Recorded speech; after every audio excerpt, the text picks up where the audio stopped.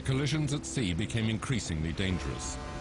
One Icelandic officer died after such a collision, but by a combination of sheer luck and skillful seamanship, there had been no other losses. But on the 6th of May, 1976, the rules of engagement changed. The Royal Navy were given orders to carry out full protection. Thea was the vessel I was marking, and she suddenly decided she'd go after one of the trawlers with her cutter down. And having a cutter down, it's quite clear that she only had one action in mind, and that was to cut the trawl of the trawler. So I closed in on the port quarter, about 100 feet away, 30, 40 degrees behind, so that she couldn't hit me, whichever way she turned, and sounded a short blast and hoping that she would veer to starboard to keep away from the trawler. But she didn't. Og kemur svona á mitt þyrlutilfarið og yfir vélarrúminu, þannig ef hann hefði keypt gat þar þá voru náttúrulega grunaði það, hann ætlaði að gera það, þá voru búin að vera sko, þá hefði vélarnar stoppað.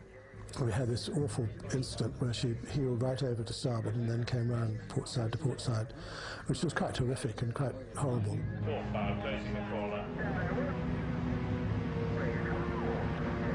Og þá hringi ég niður í vélarrúm og spyr hvort það sé allt í lagi það, já, segjum, en það spáleiki, en það ekkert, það ekki keypt. And I hoped that no one had been thrown over the side, so I asked the captain if anyone had been thrown over the side, and he said, I don't want any help from you. British foreign policy is full of occasions when we've withdrawn from things. Normally we kill a lot of people first. There may be an example in history where we have withdrawn, retreated, capitulated in the way we did over the fishing dispute, but I can't think of one. That doesn't mean we were wrong to do it. It just means it's historically unique.